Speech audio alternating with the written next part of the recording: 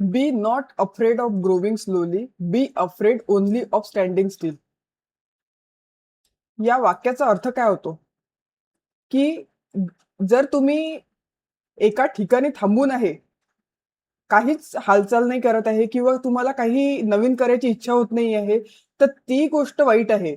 Rather than तुम्ही slowly slowly म्हणजे तुम्ही जर थेंब थेंब जसं म्हणते तळ साचे, तसं जर तुम्ही रोज थोडं थोडं जरी केलं, म्हणजे एकाच दिवशी तुम्ही 10 पझल 15 पझल सॉल्व्ह करणं नॉट मॅन्डेटरी, बट तुम्ही एक एक पझल डे बाय डे रोज सॉल्व्ह करत गेले. असं म्हणतात की एकाच दिवशी 7-8 घंटे स्टडी केल्यापेक्षा तुमची रोजची 5-5 4-4 अवर्सची स्टडी जी आहे, जी तुम्ही कन्सिस्टंटली करत आहे, ती जास्त इम्पॉर्टंट आहे. तर मी या कोटमधून तुम्हाला एवढंच सांगेल की तुम्ही कन्सिस्टन्सी मेंटेन करा, रॅदर दॅन की एकाच दिवशी मी सगळं करून घेते आणि दुसऱ्या दिवसपासून मी काहीच नाही करणार. शांत पाणी कधीही धोकादायक असते. शांत पाण्यातच तुम्हाला मलेरिया, डेंग्यूचे मच्छर आढळतात. पण तेच वाहतं पाणी जर कन्सिडर केलं तर ते एकदम शुद्ध असते. तसंच नेहमी स्वतःला नवीन गोष्टींसाठी अपडेटेड ठेवा, रॅदर दॅन एकाच ठिकाणी स्वतःला स्टील वॉटर केल्यापेक्षा. आता आपण नवीन पझलला स्टार्ट करतोय.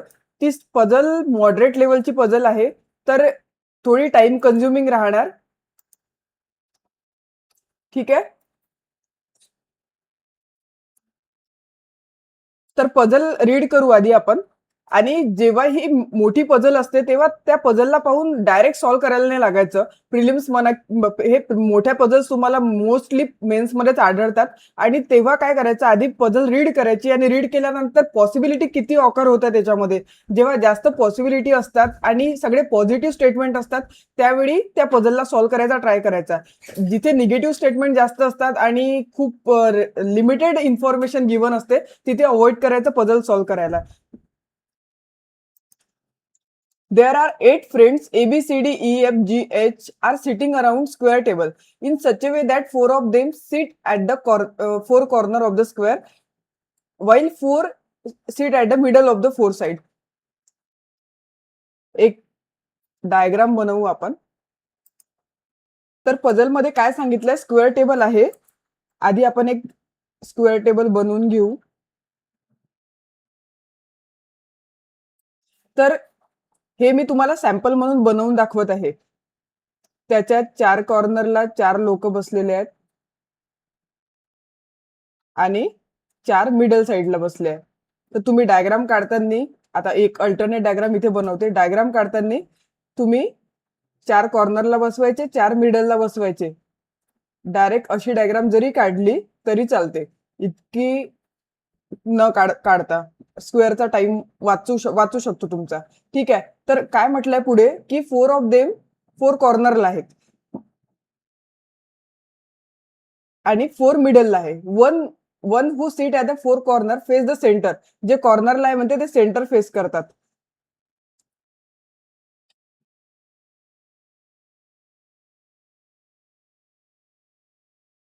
आणि जे मिडलला आहे ते आउटसाइड कॉर्नर आहे.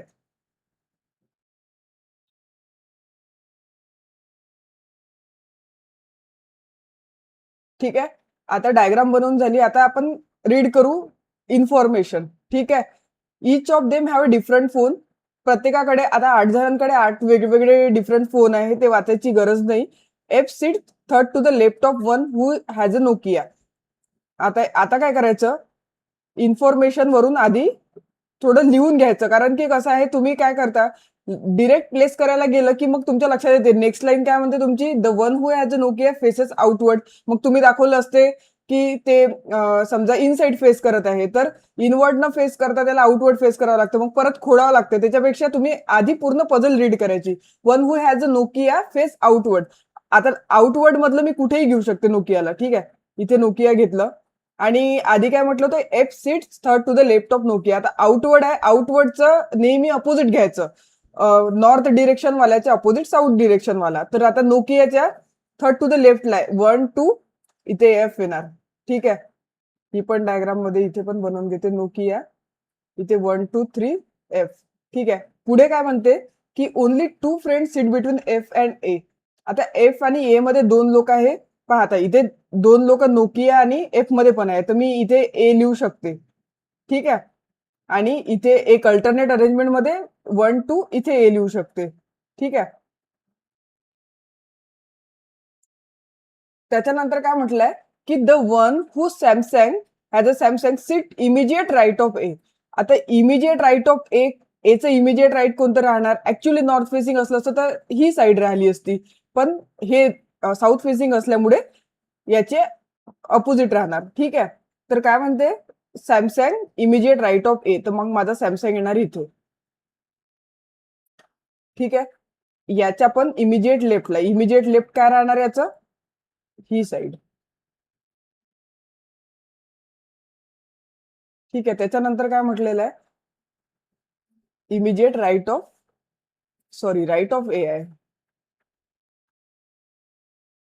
इथे, राईट ऑफ ए आहे, तर इथे येणार माझं सॅमसंग. ठीक आहे. त्याच्यानंतर काय म्हटलेलं आहे की one who has a Apple seat second to the right of B. तर बी अजूनपर्यंत लिहिलेला नाहीये आपण, तर असं करू, Apple seat second to the right of B, Apple seat second to the right of B. त्याच्यानंतर काय म्हणतं B who is not immediate neighbour of the A and F. आता पहा, ए ए आणि एफ चा इमिजिएट नेबर नाही आहे कोण? बी. तर बी इथे नाही येणार, बी इथे नाही येणार, बी इथे नाही येणार, बी इथे नाही येणार, आणि बी, बी साठी कोणत्या दोन जागा उरतात? इथे आणि इथे. म्हणजे नोकिया आणि एक नोकियाच्या राईटची जागा, हे दोन जागा उरत आहे. पण काय म्हटलंय पुढे, बी डज नॉट हॅज नोकिया. म्हणजे नोकियाची जागा जी उरलेली आहे ती आपण युज नाही करू शकत, कारण की बी नोकिया नाही आहे म्हणते. तर मग बीच्या जे म्हटलं होतं की बीच्या राईटला सेकंड टू द ऍपल आहे, तर मी इथे आता मला एक बी ची फिक्स पोझिशन मिळाली, आता मी राईटला ऍपल लिहू शकते. तर सेम या डायग्राम मध्ये पण करायचं. इथे बी येणार नाही, इथे बी येणार नाही, इथे बी येणार नाही, इथे बी येणार नाही. आता बी येऊ शकते माझं इथे. ठीक आहे. इथे और इथे.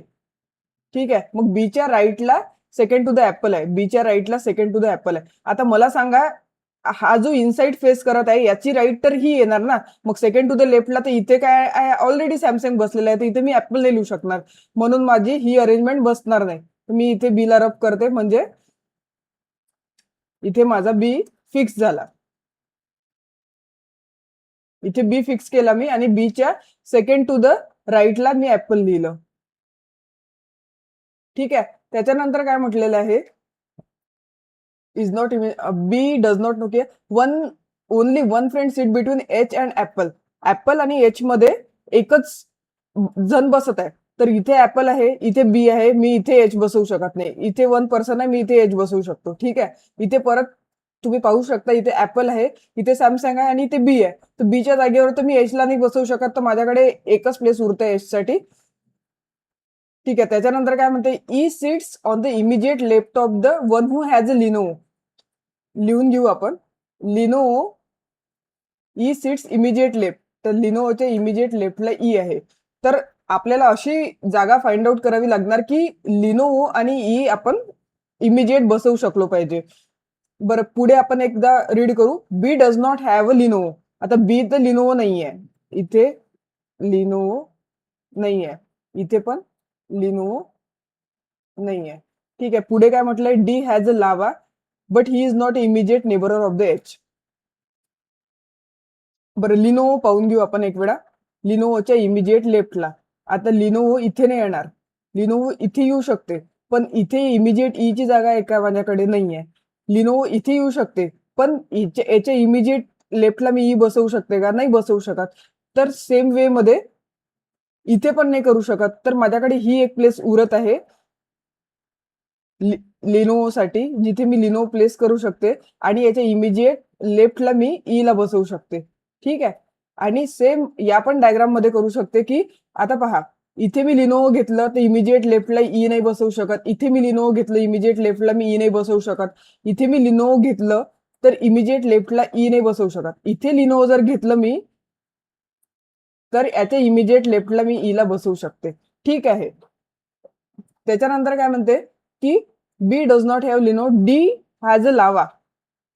Not immediate neighbour of the H. ते इथे डी नाही बसवू शकत मी आणि इथे डी नाही बसवू शकत. आणि डी ची सोबत एक लावा मोबाईल पण दिलेला आहे. म्हणजे एक अशी वॅकंट प्लेस पाहिजे आपल्याला जिथे आपण डी आणि लावा दोन्ही लिहू शकतो.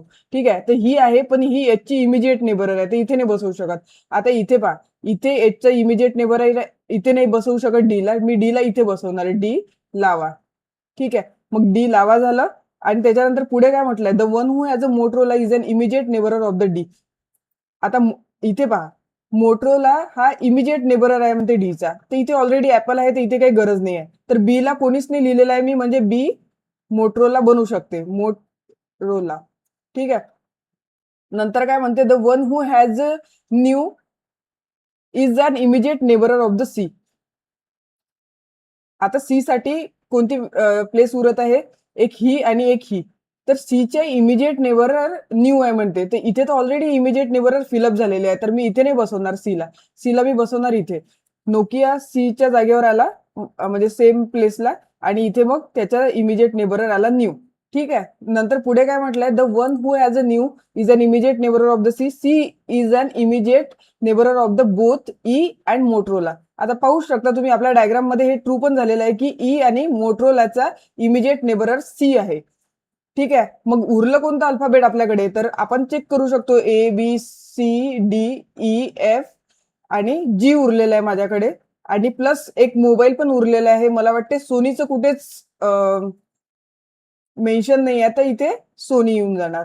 ठीक आहे. तर अशा प्रकारे माझी अरेंजमेंट बनलेली आहे, जी तुम्ही पाहू शकता. ए पासून A H G F D B C E. तर अशी अरेंजमेंट बनली आहे, आणि आपण या अरेंजमेंटला यूज करून आता फर्दर आन्सर देऊ शकतो. ठीक आहे. काय म्हणते, who among the following has a new. New कोणाकडे, ई कडे. तर आन्सर काय बनणार, ऑप्शन नंबर ए. नंतर काय म्हणते, who is the following opposite to D. Opposite कोण असते, जे समोरासमोर बसलेले लोक. आता डी च्या अपोजिट कोण आहे, ए, म्हणजे ऑप्शन नंबर ई. नंतर पुढे नेक्स्ट क्वेश्चन काय आहे, who among the following seat second to the right of D. डीच्या सेकंड टू द राईटला कोण आहे, डीच्या सेकंड टू द राईटला. याच्या एरोवर लक्ष ठेवायचं, त्याच्यात तेव्हाच तुमचे आन्सर बरोबर येतील. डीच्या सेकंड टू द राईटला कोण आहे, सी, नोकिया. C, Nokia. नंतर काय म्हणते, four of the following in a certain way does not belong to group. म्हणजे चार लोक यातले सेम आहेत, एक does not belong to group आहे. ठीक आहे. A H B E F, A H B E F, A H B E आणि एफ. जर तुम्ही पाहिली ही डायग्राम बरोबर, तर A A H F B E हे म्हणजे काय, एच एफ बी ई हे चारही कॉर्नर कन्सिडर केले त्यांनी, आणि हा ए जो आहे हाच एक मिडल वन आहे. तर हा एक मिडल वन असल्यामुळे माझा आन्सर काय राहणार, अपोजिट कोण आहे, does not belongs to group कोण राहणार, ए.